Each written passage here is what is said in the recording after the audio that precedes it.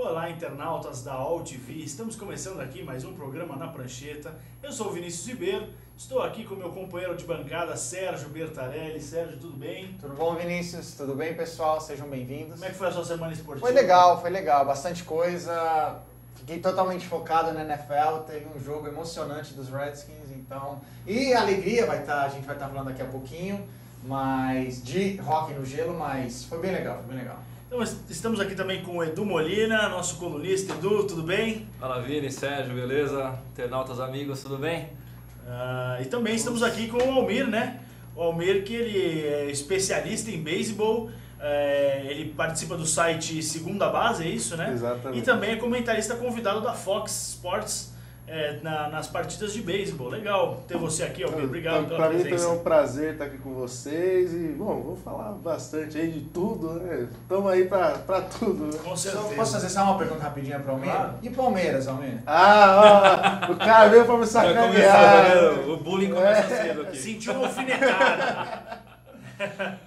Bom, vou começar aqui falando de surf, né? Essa semana passada tivemos mais uma etapa do WQS, a etapa que foi vencida pelo americano Koloy Andino. Nossa, que milagre. Ele venceu o brasileiro Caio Belli, o Caio Belli que subiu bastante no WQS. E a semifinal foi entre Caio Belli e o Igor Dantas, né? Uma semifinal brasileira. Os brasileiros acabaram conseguindo bons resultados também nessa etapa. Aliás, no WQS os brasileiros estão muito bem, sempre avançando diversas baterias, né? Estamos aí com os resultados, né? Você viu que na semifinal, olha a semifinal, o Koloy Andino vai 18,30 a 16,74, foi uma bela semifinal. E o Caio Belli com 8,60 e 8,80, 17,40 sobre o Igor Dantas que está no WCT, né? E já está quase com a vaga dele garantida para o ano que vem.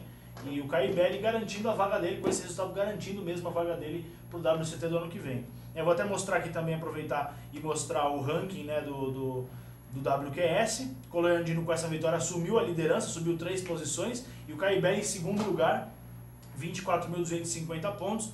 O Jack Freestone, que estava na liderança, estava em segundo lugar, acabou caindo uma posição, e o Alejo Muniz, que há 2 etapas atrás estava liderando. Mas ele também não surfou, né? Por isso que ele participou da etapa em Portugal, e essa de Cascais ele não participou. Ele participou em Açores, e essa em Cascais ele não participou. Tá se preparando porque ele vai disputar na França, que vai ter agora. Mais como convidado, né? Isso, vai disputar como convidado. E o Caio Belli também conseguiu um wildcard, ele vai disputar também como convidado a etapa do WCT na França, que começa, na verdade ele começa na terça-feira, dia 6, amanhã, e ele... a abertura da janela, na verdade, é amanhã. A gente não sabe se exatamente vai começar. Nunca começa amanhã. na abertura. Você vê o Patrick Gudauskas, por exemplo, subiu 56 posições na última semana, também garantindo praticamente a classificação dele para o WCT do ano que vem. E o Igor Dantas, com os últimos resultados aí, também está em 6º lugar. Se por um acaso ele não estiver classificado pelo WCT, ele estará classificado pelo WQS. E o Miguel Pupo, que não está tão bem no WCT, você vê que está em 9º lugar aí, com 16.700 pontos. O Miguel Pupo acabou conquistando bons resultados nas últimas etapas do WQS, e aí pode garantir também a vaguinha dele aí pro WCT do ano que vem. Temos 5 brasileiros no top 10 da WQS, que são os 10 que se classificariam, certo? Exatamente. Só que temos, por exemplo, o Felipe Toledo, que já está classificado, e o Igor Dantas, que também, exatamente, que já estão praticamente garantidos pelo WCT. No WCT, que vai acontecer na França, a partir agora do dia 6, né, a janela abre no dia 6, e acho que termina no dia 18, se eu não me engano, a janela. Teremos as baterias, só vou falar as baterias que os brasileiros vão participar. Na primeira bateria, Kelly Slater, Jadson André e Brad Simpson. Na segunda bateria, Julian Wilson, Miguel Pupo e Aritz Aramburu. Teremos ainda Felipe Toledo, Adam Melli e Thomas Hermes, essa na quarta bateria. Adriano de Souza, Keanu Essen e um wildcard que vai vir, provavelmente será o Caio Belli. Teremos ainda Gabriel Medina, Matthew Wilkinson e o Dustin Payne, esse no 7º round. Ítalo Ferreira, Adrian Buchan e Ricardo Christi na 9ª bateria. Jeremy Flores, John Flores e Alejo Muniz, essa eu pulei na 8ª bateria. O Alejo Muniz, como convidado, vai disputar também essa etapa. E ainda teremos o Igor Dantas contra Joel Parkinson e CJ Hobgood. Essa bateria vai ser boa. Lembrando que nesse primeiro round não tem eliminação, o vencedor da bateria vai para o terceiro round direto e os outros dois vão para a repescagem. Então nessa bateria não teremos eliminação. Vamos ver se conseguimos começar amanhã mesmo, né, com o torneio. Estamos esperando. Nunca começa, sempre tem a onda nunca colabora, impressionante. Esse ano, para começar no só horário, teve uma etapa esse ano que começou na data certa, no primeiro dia de abertura, mas tudo bem, é por isso que eles têm 12 dias de janela. Estão para tranquilos poder também, né? Estão poder ali, relaxando. Aquela vida dura também, né? Sofrida. Mas eles viajam bastante, também não é tão simples assim. Bom, vamos torcer pelos brasileiros, os brasileiros que praticamente estão garantindo vaga aí no WCT do ano que vem. Então a chance de a gente ter mais brasileiro no WCT no ano que vem é grande, é muito grande. Provavelmente ano que vem teremos entre 8 e 9 brasileiros no WCT. Isso é uma boa marca, contando que... De 32. Contando que há 4 anos atrás, por exemplo, o Brasil tinha 2. Né? Então já 2 representantes, agora o Brasil podendo ir a 9, então Brazilian Storm realmente fazendo diferença e chegou para ficar. Acredito que chegou para ficar e cada vez mais a molecada se empolga com o surf, né? Ainda mais com o título mundial do Gabriel Medina no passado. Todo mundo quer ser o Gabriel Medina. Com certeza, né? Então todo mundo quer conquistar o título. Esse ano, tanto o Felipe Toledo como o Adriano Souza estão com muita chance de conquistar. O Felipe Toledo tem grande chance de ganhar essa etapa, porque é uma onda muito aberta. Então, é o estilo dele. Isso, propicia muitos aéreos, né? Essa etapa da França. Então o Felipe Toledo é um dos maiores especialistas em aéreos. Eu acho o seguinte, ficando no Brasil tá bom. O que seria interessante é que o ano que vem o Gabriel Medina voltasse para valer.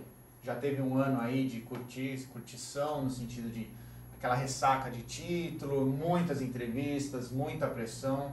Então já se acostumou com essa pressão. Então, ano que vem provavelmente ele já se garantiu do WCT do ano que vem, com os últimos resultados, as últimas 4 etapas ele foi muito bem. Então se recuperou, né? Conseguiu se recuperar.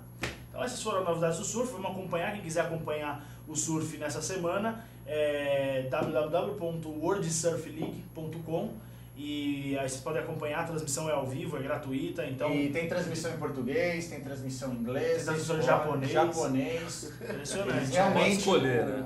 Para vocês terem uma ideia como o mercado brasileiro é interessante para eles. Com certeza. Então eles têm 2 narradores, eles fazem em conjunto com a ESPN, que estão ali narrando o tempo todo. Com certeza. Bom, vamos para as novidades aí, que essa semana cobraram a gente, cobraram na verdade o Edu Molina aí.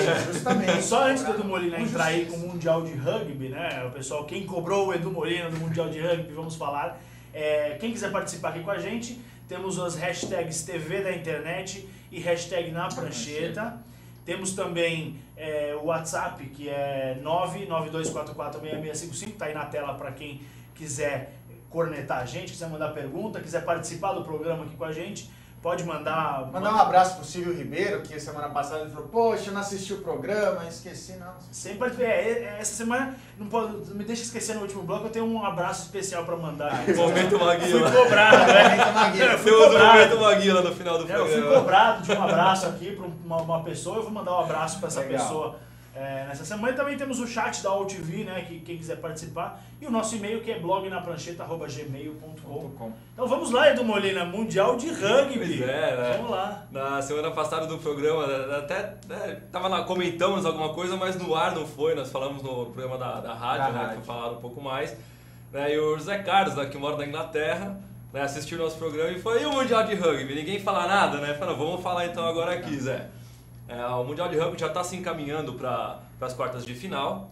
Nós temos aí praticamente quase todas as seleções definidas. Né? No grupo A, Austrália e País de Gales, né? Os dois com 13 pontos, classificados já para as quartas de final. A grande decepção é a própria Inglaterra, está em terceiro lugar nesse grupo A. E a Inglaterra é a primeira anfitriã na história a não se classificar para a próxima fase do Mundial de Rugby. Né? Apesar que o grupo da Inglaterra foi bem ingrato, né? Austrália, País de Gales e Inglaterra são 3 times, acho que é o único grupo que tem realmente 3 times capazes de conseguir passar. Né? Seria o grupo da morte, digamos assim. Exatamente. E a Inglaterra acabou perdendo 2 jogos, né? Mesmo tendo ganhado uma partida, não consegue mais a chance de se classificar. Né? No grupo B, África do Sul e Escócia. A África do Sul já classificada ali com 11 pontos. A Escócia está com 10. Matematicamente o Japão, que é uma grande surpresa, talvez a grande surpresa do Mundial, está em terceiro lugar com 8 pontos. Então, matematicamente, o Japão ainda poderia tomar essa vaga da Escócia, o que eu acho pouco provável de acontecer, né? Mas, de qualquer forma, a campanha japonesa já é uma campanha brilhante. Tem 2 vitórias e 1 derrota, né? Já vai fazendo história o Japão nesse Mundial, né? No grupo C, a Nova Zelândia e a Argentina, né? Os All Blacks cada vez, né, mais líderes, cada vez jogando brilhantemente, né? Massacraram no final de semana aí a Geórgia, né, por 43-10, e a Argentina, né, que fez um bom jogo contra a própria Nova Zelândia, vem ali em segundo lugar, já garantindo a classificação para as quartas de final. No grupo D, fechando aí, nós temos a Irlanda e a França, as duas com 14 pontos e as duas já classificadas para as quartas de final, né? Nós teremos ainda uma rodada agora no meio da semana, e já no próximo final de semana começam as quartas de final. Então a gente vai estar de olho e vai estar trazendo as notícias para vocês aí na semana que vem do que melhor acontecer no Mundial de Rugby. O Silvio está te mandando um abraço aqui, falou que hoje ele está firme e forte, que vai comentar aqui com a gente o programa. Fala aí pra gente do Mundial de Rugby, Silvio, coitado. Lembrando, eu não sei se o Molina falou, os terceiros colocados de cada grupo automaticamente já vão para a Copa do Mundo, que vai ser no Japão em 2019. Então você tem ali, né, a Inglaterra, Japão, Tonga e a Itália. Japão já porque o Japão cede, né, o anfitrião. E aí você tem ali, além deles, a Inglaterra, que está em terceiro lugar, então já automaticamente está classificada. Tonga e a Itália, já os três terceiros colocados. Aí eu não sei como é que isso funciona, se Samoa se classificaria automaticamente porque o Japão está... Vamos deixar a Confederação... E me responde uma coisa, Edu. Será que a África do Sul perdeu pro Japão para tentar tirar a Escócia? Difícil. Eu acho difícil, né? Mas a gente sabe que essas combinações de resultados eles facilitam. Mas foi o primeiro jogo, né? Mas eu acho que perdeu porque a África do Sul, ela entrou achando que podia fazer um try, fazer um chute a qualquer momento. E ela percebeu que quando ela percebeu que o Japão não estava ali para brincar, foi meio tarde demais, porque o Japão fez um try faltando menos de 2 minutos. Então, acho que eles estavam naquele salto alto tipo França. O primeiro jogo da França foi um salto alto tremendo, tremendo. Achando que podia, a gente vai ganhar qualquer hora. E sofreram para vencer, mas venceram. Então, eu acho que foi mais isso. Eu não acredito nesse caso, eu não acredito Claro, mesmo porque foi o primeiro jogo. Mas foi legal, foi uma cena bonita assim, né? Você joga depois no YouTube, no próprio site do Mundial de Rugby, né? Procura lá as cenas do final desse jogo, né? Os velhinhos japoneses batendo palmas, os jogadores se abraçando, o torcedor chorando, o torcedor japonês chorando na arquibancada. Foi talvez assim, até agora foi o momento mais bonito assim do Mundial. E eu acho que até agora o melhor jogo do Mundial foi Nova Zelândia e Argentina. Foi um jogaço. A Argentina endureceu muito o jogo para os All Blacks, que no final acabaram... Apesar que, a gente tem que falar aqui, vai ter ainda um jogo muito bom, França e Irlanda, que para mim Irlanda vai ser a campeã desse ano. Tá? Eu acho que a final vai ser Nova Zelândia e Irlanda. E eu acho que a Irlanda leva, até porque a Irlanda vem indo muito bem nos Six Nations, nos últimos Six Nations tem jogado cresceu muito demais, bem. Né? A Irlanda cresceu demais. Só que a gente não pode esquecer do jogo País de Gales e Inglaterra, que é uma rivalidade centenária ali no rugby, e o País de Gales acabou vencendo a Inglaterra. Foi um jogaço também. Só que o melhor só que o melhor jogo, sem dúvida, foi a Argentina e Nova Zelândia, por duas escolas totalmente diferentes de rugby, e a Argentina, principalmente no primeiro tempo, mostrando força. Não, a gente já chegou a virar na frente da Nova Zelândia. A gente está aqui para fazer alguma coisa, a gente não está aqui simplesmente para passear. Isso é uma boa perspectiva, pelo menos para uma semifinal, né, para a seleção como argentina. Foi em 2007. 2 mundiais atrás. Foi em 2007 que a Argentina foi para semifinais. E eu acho que a Argentina pode repete a façanha aí. Com certeza. Bom, vamos... esportes americanos. Esportes americanos. Começar com... Hockey no gelo. Alegria. Vai, manda minha alegria é ótima. Cara, é ótimo. Eu não vi a hora de chegar a parte de esportes americanos no programa. O Hockey no gelo. A gente começa a temporada... Vai começar a temporada regular. Já teve alguns jogos da pré-temporada. Não significa muita coisa. Mas só para deixar aqui uma cutucada pro New York Islanders, os Capitals. Pra vocês verem, os Washington Capitals. Estamos vencendo 6-2. E é um programa imparcial aqui. Totalmente imparcial, tá? Temos que falar que é um programa imparcial. Totalmente imparcial. E começa quarta-feira agora. Com Montreal e Toronto às 7 horas da noite. Então a gente vai ter aí 4 jogos. no primeiro dia, na quarta-feira. A ESPN vai estar passando. Eu conversei com o Thiago Simões da ESPN, ele falou que vai estar passando na TV no mínimo de 4 a 5 jogos por semana, muito mais do que foi a temporada passada.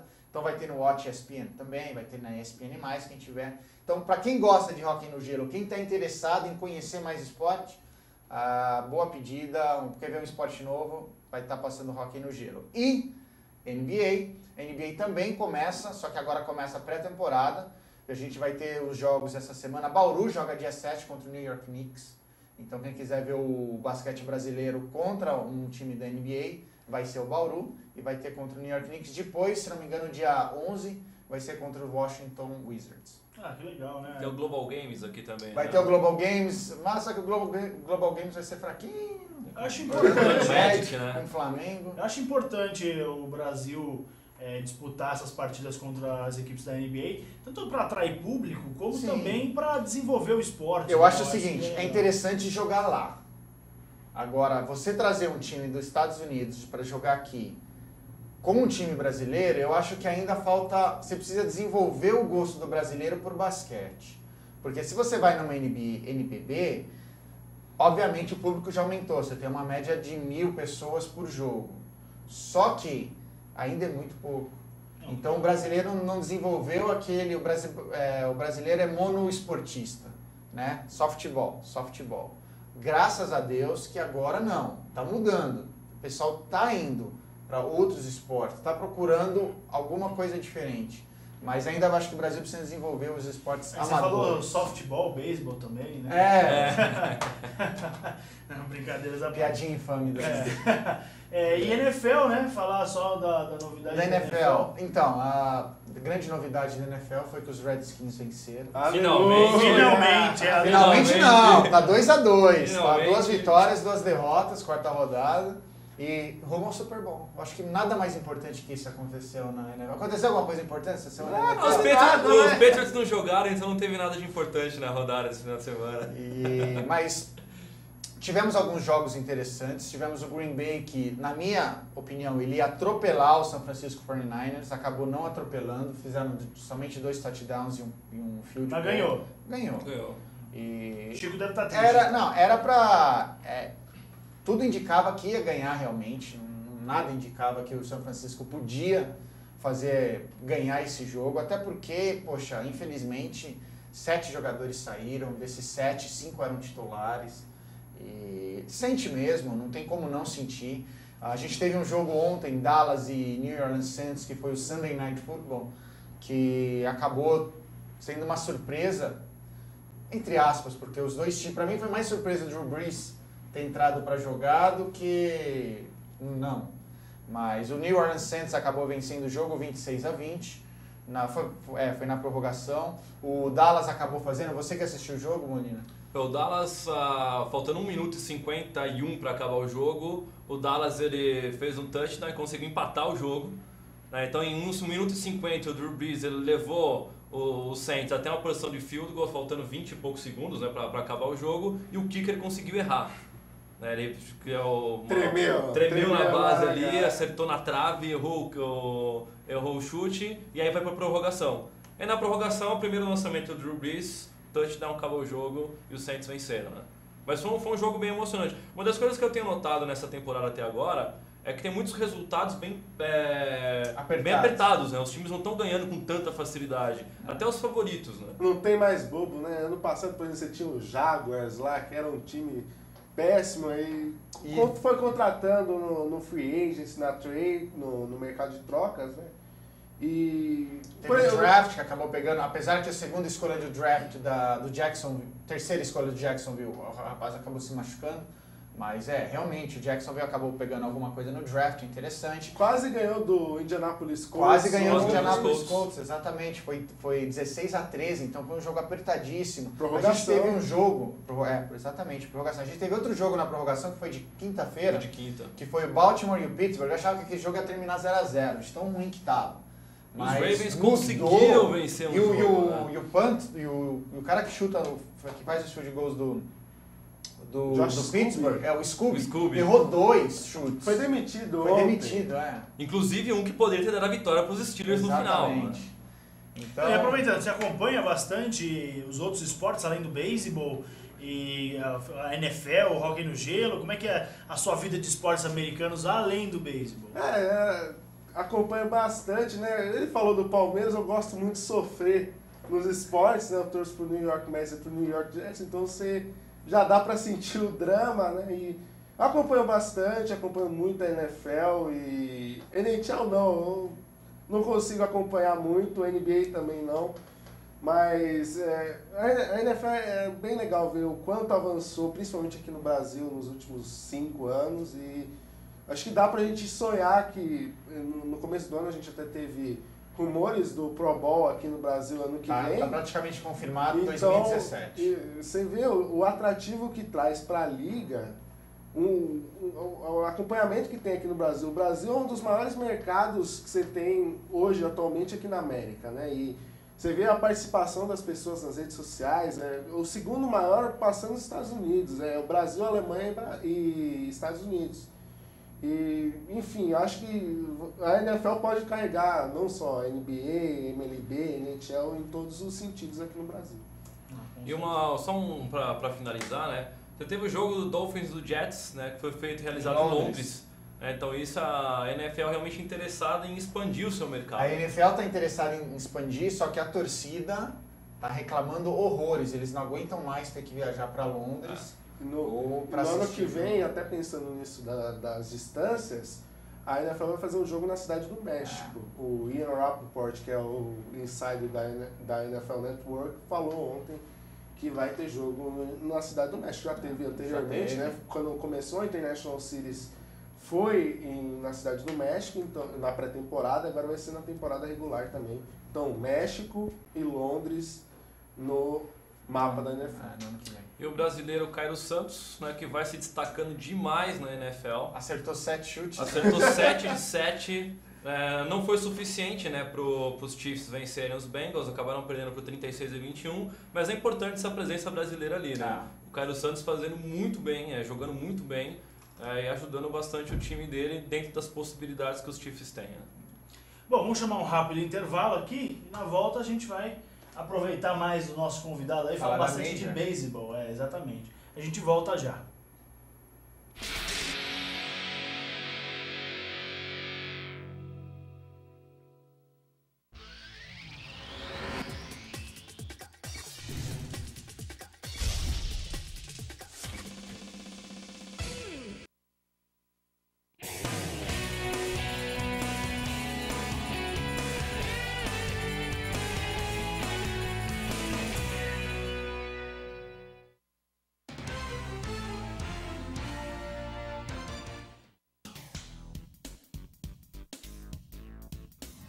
Sim, meus amigos, muito prazer, sou Sérgio Oliveira e estou aqui para lembrar vocês que toda segunda-feira, 9 horas da noite, eu estou aqui na TV da internet com o Futebol Alternativo TV.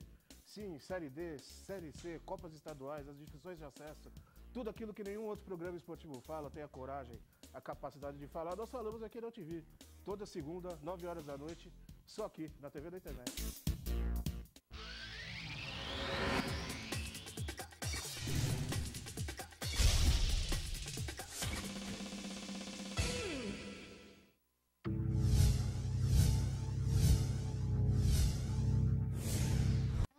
Eu não sabia quase nada. Não sabia ler nem escrever. Se me perguntasse alguma coisa de matemática, eu ficava... Assim, eu me sentia muito atrasado. Entrei no Acelera, aprendi a ler, a escrever, um bocado de coisa. Eu sinto vontade de fazer muita coisa. Você fazer conta como sabia, você fazer tudo que eu nem sonhava de aprender. O Acelera Brasil me incentivou muito a estudar, sem querer ser alguém mesmo na vida. Ser famoso também. Agora eu tô estudando, tô feliz da vida. Pra ser alguém na vida, tem que estudar.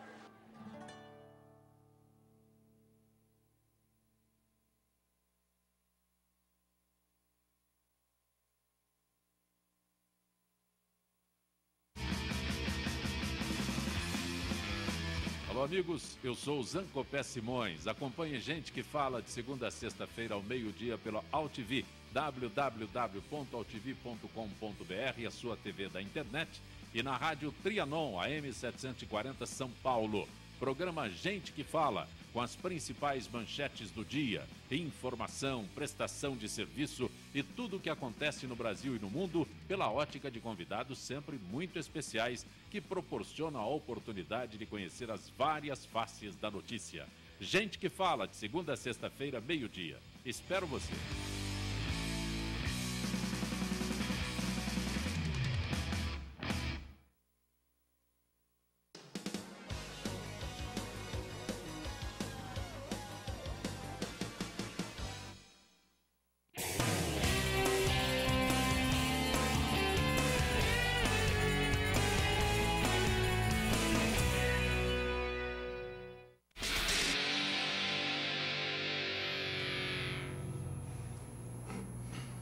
Estamos de volta aqui na prancheta, e aí como prometemos no bloco anterior, vamos explorar um pouquinho do nosso convidado, Almir Júnior, que escreve para o site Segunda Base, né? E também é comentarista convidado da Fox Sports. Almir, me conta uma coisa, como você começou a gostar de beisebol, cara? Conta pra gente. Eu acho que foi no videogame, foi muito rápido, assim, na hora eu procurei um lugar para começar a jogar, que foi no Underdogs.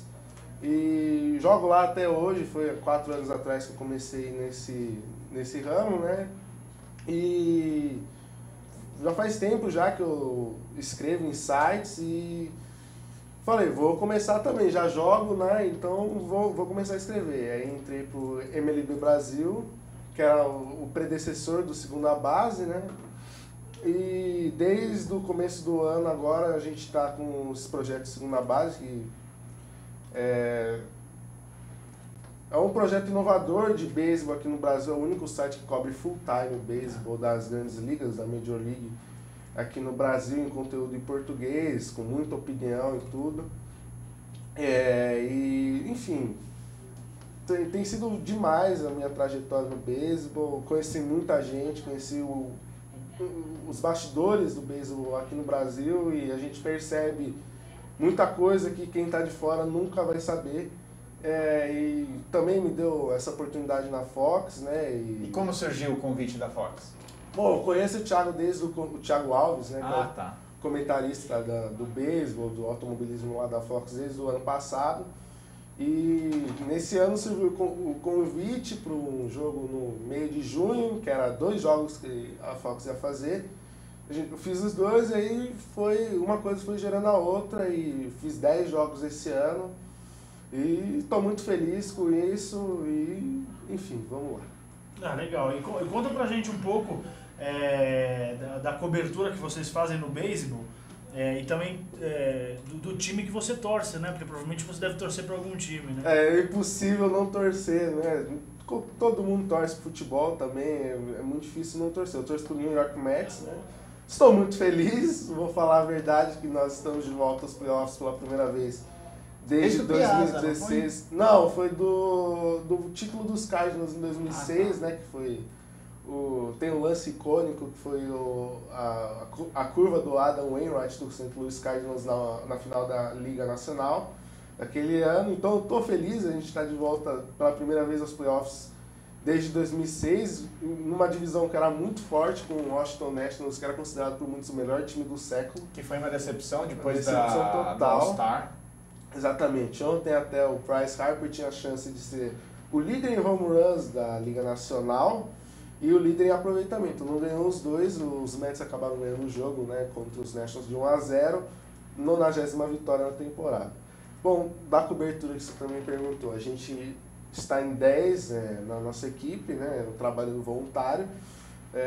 A gente tem o Anthony Curti, que é dos canais ESPN como comentarista, o Cássio Lira, que é do Globoesporte.com, também está com a gente.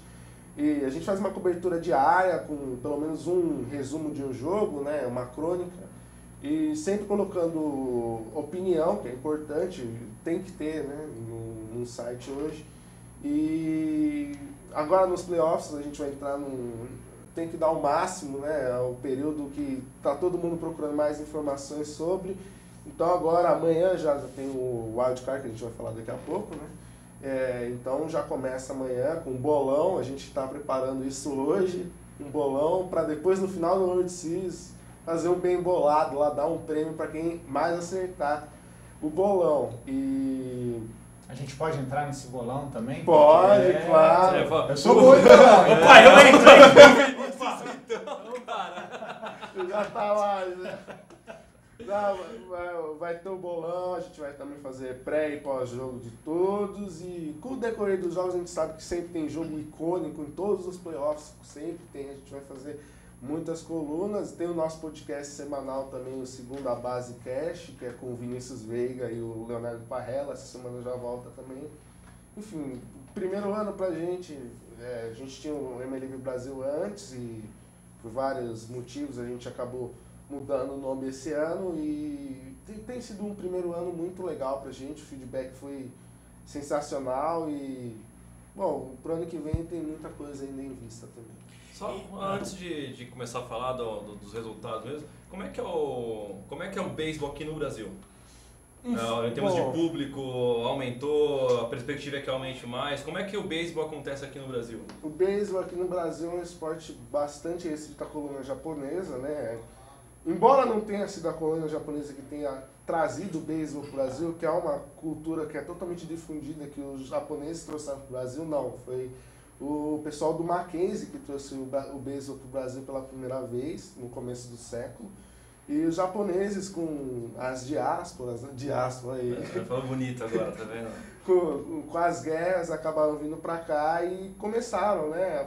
Abraçaram o esporte. Abraçaram o esporte aqui, trouxeram pra cá. Hoje, é claro, a gente tem 3 brasileiros na Major League Baseball, que é o André Renzo, o Ian Gomes e o Paulo Orlando. E é óbvio, tem um grande avanço no esporte aqui no Brasil, no que se refere ao estilo de jogo. Teve várias inserções de Cuba aqui no Brasil, dos Estados Unidos mesmo, com a chegada da Major League aqui. Eles enviam vários instrutores anualmente aqui para cá para fomentar o beisebol juvenil, né, para levar jogadores lá para os Estados Unidos.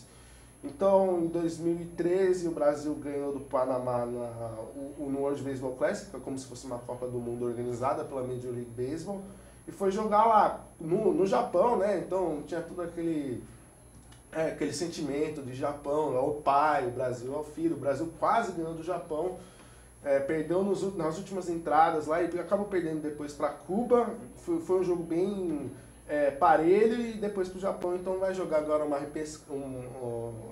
eliminatória para a próxima edição em 2017. Vai jogar num grupo no Brooklyn, em Nova York, contra Israel, que é um time que coloca muitos jogadores judeus americanos, né? O Jock Peterson, que é do Los Angeles Dodgers, jogou por eles no último WBC. Também tem a Grã-Bretanha, que é um time fraco. E Paquistão, que ninguém sabe dessa seleção do Paquistão. Só sabe o nome do país, não sabe quem vai jogar. É um sentido que a MLB tem todo o direito de buscar mercados em potencial. O Brasil entrou por causa disso em 2013, o Paquistão é um mercado que cresce por causa do cricket, né? Então tem uma semelhança no esporte. Então eles pegam e colocaram a seleção do Paquistão agora para jogar no World Baseball Classic. Almir, você tem alguma informação se a Fox vai estar passando também os playoffs ou não? Vai ser tudo pela ESPN? Os playoffs desse ano. A ESPN tem todos os direitos. Todos os direitos. E uma questão aqui, Almir, que a gente vem discutindo há algumas semanas, que é a questão do De Volta para o Futuro, né? Eu quero a opinião de alguém agora que entende do negócio. Ou seja, o Sérgio não entende porcaria nenhuma. Não entendo nada. Dá licença, eu vou embora até semana que vem. Não, brincadeiras à parte, a gente vem discutindo a história do De Volta para o Futuro, né? Que quando o Marty McFly vem para 2015, vem para o ano de 2015, o Chicago Cubs foi campeão da World Series, né? E esse ano, após, eu acho que o último título, pelo que eu lembro que vocês falaram, foi em 64, né? Não, foi 69 anos. 69 anos sem conquistar, né? Foi isso, 69 anos? Se eu não me engano foi. Se eu não me engano é mais de 100 anos. Não, é quase isso. E aí, bom, enfim, aí ele veio pro futuro, veio para 2015 e disse que no filme o Chicago Cubs foi o campeão da Major League Baseball. E esse ano, depois de muitos anos, eles conseguiram entrar no Wild Card. E agora eles têm chance de chegar nos playoffs Né? E eu queria saber a sua opinião, qual é a chance, real chance pra gente ficar torcendo aqui, porque estamos torcendo muito. Eu já sou fã, entrar no meio do estádio. Eu já sou fãzaço do Chicago Cubs, mesmo sem assistir muito beisebol. Queria saber a sua opinião, você acha que eles realmente têm alguma chance? E quem você acha que pode ser o campeão, né? Quem é o favorito também essa temporada? Fala um pouco dos playoffs aí pra gente. Do De Volta pro Futuro, só fazer esse paralelo, no filme, a final é entre o Chicago Cubs e o Miami, que na época do filme nem tinha franquia. E aí, quando criou, o Miami tá na mesma liga do Chicago Cubs, então não vai acontecer, pelo menos essa final. Mas o Chicago Cubs era importante, pelo menos, ter uma temporada vitoriosa esse ano. A vaga nos playoffs foi um lucro. Terceira melhor campanha da liga foi mais lucro ainda. E agora vai ter que jogar um mata-mata, que é um jogo só, contra o Pittsburgh Pirates, que é um timaço também. Enfim, tem todas as condições para ganhar esse jogo. Igual o Pittsburgh Pirates, são dois times que poderiam ser campeões. E, enfim, vai ser quem tiver mais cabeça, igual o mata-mata. Não tem time... Você sabe quem vai ser o pitcher do Provavelmente vai ser o Jake Arrieta, né? Que é um dos favoritos para ser o Cy Young desse ano, né? Ele teve o melhor ERA, que é a média de corridas cedidas por 9 entradas, pós o All-Star Game, da história. Então, ele tá num momento ótimo, tá no melhor momento da carreira, o melhor momento que ele vai ter o resto da vida dele. E me explica só uma coisa, o que é o pitcher e o que é o Cy Young aqui? O arremessador é o que arremessa, né? É o pitcher. E o Cy Young é o prêmio que eles dão pro melhor arremessador da temporada. Como se fosse... bola de ouro. Como se fosse MVP, exatamente. Mas pra posição. Só um detalhe, a última vez que o Chicago Cubs venceu uma World Series foi em 1908. A última vez que ele apareceu na final da World Series foi em 1945. Nossa. Então faz mais 100 anos. Tem todas as lendas urbanas, né? A lenda do bode, que... Não, mas isso é igual a maldição do Bambino. Exatamente. O que é a maldição do bode? Tinha um dono de um bar lá nos arredores do Wrigley Field, que é o estádio do Chicago Cubs, né? Que ele tinha um bode de estimação. Isso aí no começo do século, né? Na época que o Chicago Cubs tinha um time vitorioso, né? E o pessoal do Chicago Cubs proibiu a entrada do bode dele de estimação. Então o que o dono do bar fez? Ele jogou uma audição do Chicago Cubs. Vocês nunca mais vão ganhar o título da World Series. E até agora, na verdade, olha lá, eu me confundi. Era um prazo estimulado, acho que era 60 anos. Acho que o Chicago Cubs não ia vencer.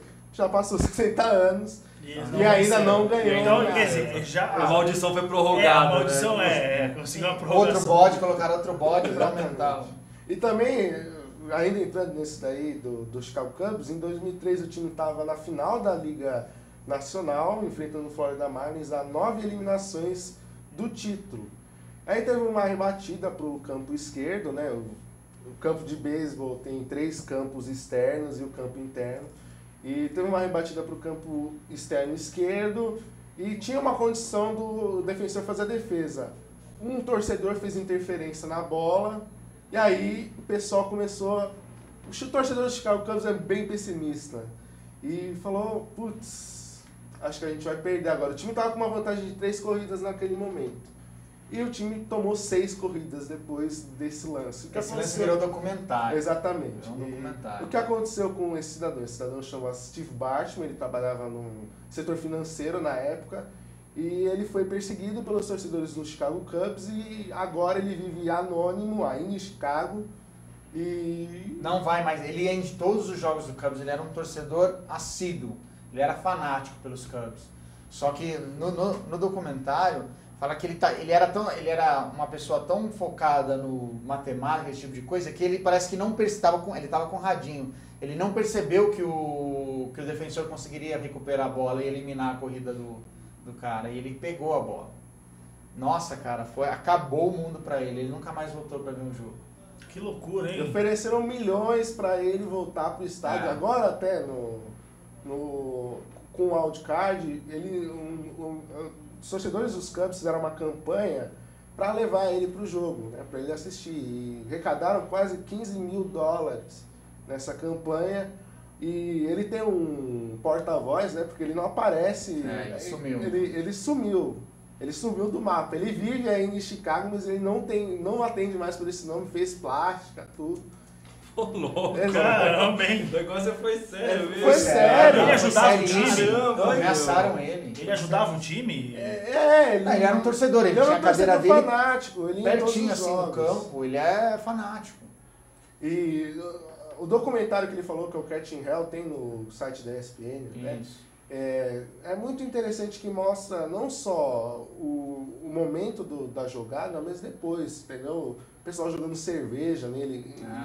A segurança do campus foi rapidíssima para pegar ele e levar para fora, porque senão ele poderia ser linchado. E foi uma jogada normal, na verdade? Porque é o que acontece, não acontece às vezes? Sim, na verdade, ó, a minha opinião pessoal é que o jogador não ia conseguir pegar a bola. Mas o que pegou mais é que o jogador, o Moisés Alou, ele chegou pro torcedor e começou a xingar ele. Daí o pessoal falou... Inflamou. Inflamou. E logo depois começou a tomar corrida atrás de outra e perdeu. No meio final, psicológico, exatamente. Né? Afetou ali. E o pior é que tinha mais um jogo para jogar, que era o jogo 7, esse daí era o jogo 6. E o Florida Marlins acabou ganhando e no final ganhou do New York Yankees na World Series. Um negócio que ninguém entende até hoje, como o Florida Marlins naquele ano conseguiu ganhar a World Series. Que Flórida não é mais Flórida. O Miami time todo da Flórida mudou e fizeram um novo. É que foi uma estratégia que... O dono do Miami Marlins é um cidadão folclórico, o Jeffrey Loria. E o que ele fez? Ele queria um novo estádio, né, pro Miami Marlins. E o que ele fez? Ele queria que o povo da Flórida pagasse o estádio. Então, o que ele fez? Vou tirar o time daqui, igual todo mundo faz lá nos Estados Unidos. Vou tirar o time daqui e tal. E o governador da época, que era o Jeb Bush, né, que está concorrendo para a presidência agora nos Estados Unidos, ele falou, eu vou te dar o dinheiro se você mudar o nome do time para Miami Marlins. Ele mudou o time hoje. É um elefante branco lá nos Estados Unidos, né? Lindo o estádio. É lindo o estádio. E o time não ganha nada. Não ganha nada. E olha que tem o Giancarlo Stanton, que é um monstro rebatendo o Giancarlo Stanton. E tem o José Fernandes, que é um cubano que arremessa demais. E o time não consegue ganhar. O time do André Rienzo, brasileiro, arremessou ontem também, no último dia da temporada. Foi um pouquinho mal. Mas enfim, o Miami Marlins talvez tá sem técnico, né? O Dan Jennings, que era isso aí também é uma coisa interessante. Tô falando demais aqui. Não, manda bala, cara. Tá interessante. Uma coisa interessante também, né? Nos esportes americanos tem uma estrutura básica, né? Que é o dono, aí depois vem o gerente geral e o técnico. No meio da temporada, o Miami Marlins decidiu demitir o técnico, que era o Mike Redmond. E o que o gerente geral, que é o Dan Jennings, fez? Ele falou, eu não quero contratar ninguém não, eu acho que eu vou pro campo. Eu vou pro campo, vou treinar o time. E é uma coisa que talvez no hockey seja mais comum, né? Aconteceu isso no futebol americano, de duas equipes fazerem isso. Uma delas, inclusive, os Redskins fizeram isso um tempo. No beisebol é a primeira vez que eu escutei. No hockey acontece. Só que normalmente acontece isso quando as equipes começam a ser estruturadas. Então, o primeiro, segundo ano, eles não contratam um técnico, não sei porquê, mas eles preferem primeiro se preparar administrativamente para depois recuperar. E acabam fazendo algumas escolhas duvidosas em draft, esse tipo de coisa. Mas realmente é difícil. E aí o Dan Jennings assumiu no meio da temporada, foi um movimento que todo mundo criticou na época e... Enfim, agora ele vai sair, né? Porque não é muito a praia dele, né? E ele tinha treinado só no ensino médio. E é difícil. O beisebol é um esporte que você tem que conhecer para ganhar. Vamos pros placares. Vamos ver os confrontos aqui. American League, Wild Card, né? É um jogo só. Quem vencer vai enfrentar o Kansas City. Houston Astros ou New York Yankees? Eu acho que eu vou com o New York Yankees porque o Yankees vai com o Masahiro Tanaka, né, o japonês, e o Houston Astros vai com o Dallas Keuchel. E ele vai jogar com 3 dias de descanso, né? O descanso normal é de 4. Então, e além do mais é o Yankee Stadium, né? O Yankee Stadium é um dos menores estádios da liga e favorece muito o Yankees estar lá. Então eu acho que vai ficar bem difícil pro Houston Astros ganhar lá. Eu apostaria no New York Yankees E foi até interessante esse final de semana para ver quem que ia classificar na AOS, né? Que era o Los Angeles Angels, que ficou de fora dos playoffs, o Houston Astros e o Texas Rangers, né? E no sábado teve um jogo assim que foi, talvez seja o melhor jogo de Pennant Race, né? Que é a corrida para flâmula, né? Que eles dão a flâmula da divisão. No sábado, entre o Texas Rangers e o Los Angeles Angels. O Texas Rangers tinha uma vantagem de 5 corridas na entrada e conseguiu perder o jogo para o Los Angeles Angels numa virada assim totalmente espetacular. Ontem o Cole Hamels arremessou um jogo completo para o Texas Rangers e garantiu o título da divisão oeste da Liga Americana para o time do Texas, né? Que foi o pai do Bush foi dono do Texas Rangers. No começo da franquia também, né? Ele é presença frequente. Eles gostam, a família Bush adora o Texas Rangers e assistem, são assíduos. E Chicago Cubs e o Pittsburgh? Eu vou ir com o Pittsburgh, porque, primeiro, vai ser na casa do Pittsburgh. É claro, não é garantia de nada. No passado foi grande prova disso com o Madison Bumgarner arremessando um jogo completo lá em Pittsburgh, mas acho que o Pittsburgh é um time muito completo, muito fechado. Tem o Andrew McCutchen, que foi MVP há algum tempo atrás. Eu acho que ano passado, não estou lembrando de cabeça agora. Tem o Gregory Polanco, o Francisco Cervelli, que foi uma surpresa esse ano. Sem falar que vai com o Garrett Cole, provavelmente, né? Que 20 vitórias na temporada, não é para qualquer um. Mas os Cubs venceram os Pittsburgh 4-0 no último confronto. Sim. Enfim, vai ser bem interessante para ver. Talvez esse seja o mais difícil de prever dessa primeira fase. Eu acho que vai dar Pittsburgh, mas não tenho muita certeza disso. Lembrando que a gente tem um brasileiro na pós-temporada, que é o Paulo Orlando, ele está no Kansas City. E ele provavelmente vai pegar o vencedor entre o Houston e o New York para tá jogando as finais a divisão, né? Como é que fala? Aqui aparece como séries de divisão. Séries de divisão, exatamente. Como se fosse a semifinal da liga. Isso. Né? E vai ser interessante também para ver. O Paulo Orlando não tem lugar garantido agora na pós-temporada. Vai ser uma coisa para se ver, porque o Paulo Orlando é um jogador que entra mais para defender nesses últimos tempos e para correr, porque o Paulo Orlando foi campeão mundial de atletismo. Então vamos ver. É óbvio que precisa de um cara desse, pode mudar o jogo no final. E, bom, vamos ver. Eu acho que hoje ele não entraria, porque tem o Johnny Gomes também que está concorrendo com ele, tem o Jared Dyson, então eu não sei muito se ele vai. Mas tudo pode mudar daqui para quinta-feira, que começa assim. Finais de cada conferência, qual que você acha que vai ser? Só fala as finais. Eu acho que vai dar New York Mets e Pittsburgh Pirates. Eu acho que o St. Louis Cardinals finalmente vai sair na série de divisão. E na Liga Americana eu acho que vai dar Toronto Blue Jays contra o Texas Rangers e o Kansas City Royals. Legal. Bom, vamos entrar agora já no futebol, para o Campeonato Brasileiro, né, que teve essa semana. Infelizmente para o Almir aí, o Palmeiras dele tomou 5 aí da Chapecoense. E felizmente para o Santos, que entrou no G4. A grande notícia do fim de semana. Já podemos acabar o programa agora. Que loucura, hein? Bom, temos aí a classificação na tela. O Corinthians acabou perdendo 2 pontos aí, né, contra a Ponte Preta. Um empate 2-2, quase perdeu os 3 pontos, né? A Ponte Preta estava ganhando de 2-1, fez de virada, né? O Corinthians abriu o placar e a Ponte Preta acabou virando para 2-1 e o Corinthians conseguiu o empate aí já quase no fim do jogo. Então, o Corinthians perdeu um pouco dessa diferença, mas mesmo assim está 5 pontos ainda à frente do Atlético. Vamos ver aí nos próximos 2 jogos antes do confronto Atlético e Corinthians como é que vai chegar para esse confronto, né? O Atlético tem Internacional na próxima rodada, então a chance de Internacional dar um pouco mais de sufoco para o Atlético é maior. Até porque o Inter está brigando por uma vaga no G4, né? Exatamente. Mas também o Inter está fazendo uma campanha bem irregular, aliás, como a maioria dos que estão ali disputando, né? Tivemos aí também Atlético Mineiro que venceu o Coritiba. Coritiba ainda rondando a zona, e o Atlético Mineiro conseguiu essa aproximação aí no Corinthians. Mas vamos pro jogo que importa, Vinícius. Qual foi aquele jogo que você estava comentando agora? que eu esqueci, do Palmeiras. Então aí o São Paulo também no sábado ainda acabou atropelando o Atlético Paranaense de 1-0. Engraçado falar isso, né? mas o São Paulo perdeu uns 10 gols, assim. Foi um absurdo que o São Paulo perdeu de gol no sábado contra o Atlético Paranaense. Caiu de 1-0, o juiz ainda anulou um gol legítimo do São Paulo, que era para ser 2-0. Então o Atlético Paranaense não ofereceu muita resistência.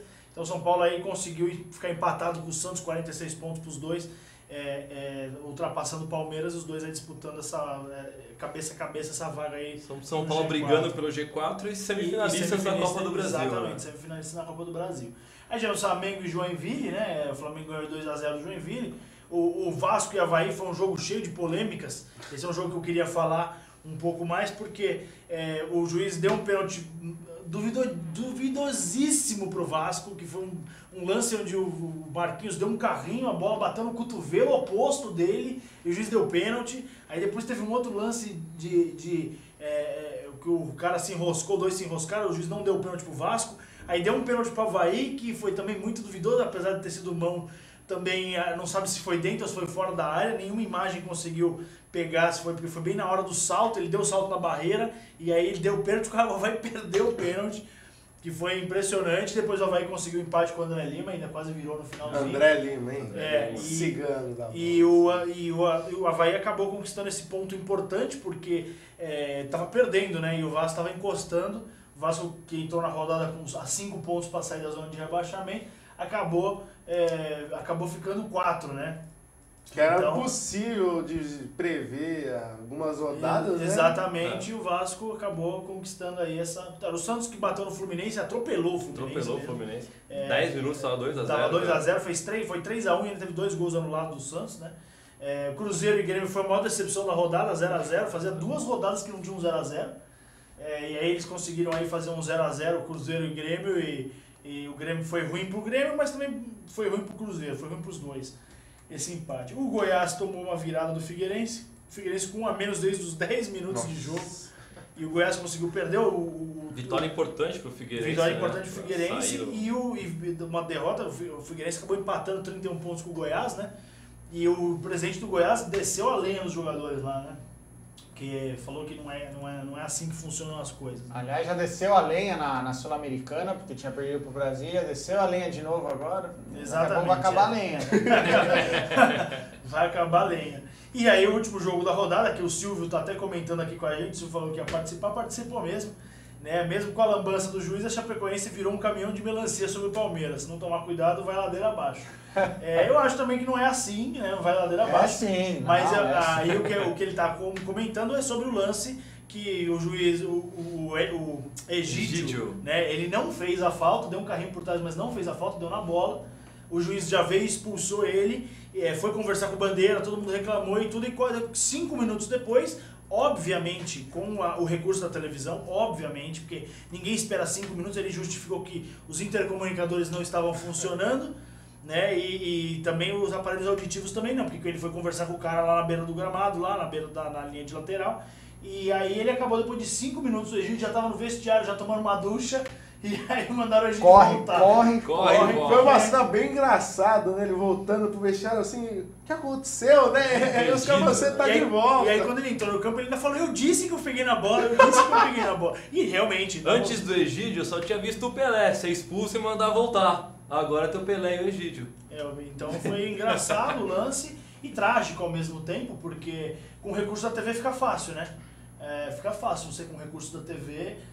Então teria que ser para todos os jogos, não para um só. Eu até citei o exemplo do São Paulo e Corinthians, que teve aquele pênalti. Se tivesse esperado 5 minutos e olhado na televisão, o juiz teria marcado o pênalti pro São Paulo, né? E provavelmente o São Paulo teria perdido o pênalti pelo Corinthians. Enfim, é só para deixar a questão engraçada da história. Se o Rogério cobrasse, o Cássio defendia. O Cássio defendia, provavelmente o Cássio defendia. Então, assim, o Corinthians praticamente com uma mão na taça, mas com essa rodada acabou dando uma chance mínima pro Atlético Mineiro aí, tá só 5 pontos. Tem um confronto direto lá em Minas, que pode cair para 2, e isso vai depender dos próximos jogos, né? Que o Corinthians vai pegar agora em casa o Goiás e o Atlético Mineiro vai pegar o Internacional. Então, teoricamente, o Atlético Mineiro tem um jogo muito mais difícil, apesar de que o Corinthians adora perder esse tipo de ponto. Né? Não em casa. Em casa, adora perder esse tipo de ponto em casa. Não. Esse ano não. Esse ano não, mas nos outros anos... Se fosse em Serra Dourada, eu falo, nossa... E o Atlético pega o Internacional e o Atlético joga na quarta e o Corinthians joga na quinta. Né? Então o Corinthians já vai jogar sabendo o resultado do Atlético. Se o Atlético ganhar, obviamente, acaba que o Corinthians joga mais pressionado. Então né? é quinta-feira que eu vou pro jogo? Quinta-feira às 19h30, nossa, muito melhor do que às 21 horas. Sem né? dúvida. É o jogo. E nessa próxima rodada podemos também ter alterações aí no G4, que é uma briga eletrizante para essa quarta posição. Santos e São Paulo com 46, Palmeiras 45, Inter e Flamengo com 44. Os demais já estão fora dessa briga. E é muito time brigando por uma vaga, né? E aí tem Santos e São Paulo que ainda. Santos, São Paulo e Palmeiras que ainda brigam pela vaga na Copa do Brasil. Né? Santos, São Paulo, Fluminense, Palmeiras. Santos, São Paulo, Fluminense, Palmeiras. A gente ainda não tem certeza absoluta ainda sobre os confrontos, né? Eu estava dizendo aqui que eu ouvi dizer que o primeiro jogo será na Vila, mas como parece que vai ter um sorteio ainda, então vamos fechar aí. E lembrando vocês que agora, depois do nosso programa, tem o Gente que Fala, com o Zancopé Simões, né? Não percam, a partir das 13 horas, e também à noite tem o FATV, né? Às 21 horas, o FATV com o Sérgio Oliveira, com as divisões de acesso aí do futebol brasileiro. Exatamente. Só para lembrar que eu mandar um abraço aqui, né? Vou mandar um abraço pro Tostão. O Tostão, ele é um radialista lá em Jaú. Ele é radialista da Rádio Jauense. A Rádio Jauense foi a 7ª rádio a ser criada no estado de São Paulo. Até uma concessão no estado de São Paulo. Né? Então é a M820, a Rádio Jauense. Então um abraço aí pro Tostão. Que ele veio falar comigo esse final de semana e pediu para eu mandar um abraço para ele. Ele também tem um programa esportivo lá. Ah, que legal. Super legal lá na Rádio Jauense. E aí, como a gente está terminando o programa, eu queria agradecer aqui a presença do Almir, falando aqui, esclarecendo um pouco mais aqui sobre o beisebol. Almir, muito obrigado. Obrigado a vocês, um grande prazer estar aqui. Sempre puder, chamem aí. E que seu Palmeiras melhore, né? Isso aí. Não, nunca. Não. Você já tá pedindo demais. Bom, então muito obrigado, Almir. Você está sempre convidado aqui também, quando você puder vir. Receberemos você de braços abertos aqui, foi super interessante o papo. E tomara que o Cubs seja campeão esse ano. Né? Edu, um grande abraço. Valeu, Vini, pessoal. Até mais. Até semana que vem. Até semana que vem. Sérgio, tchau, pessoal. Até semana que vem. Muito obrigado pela sua audiência e voltamos na semana que vem aí com mais um Na Prancheta. Um grande abraço.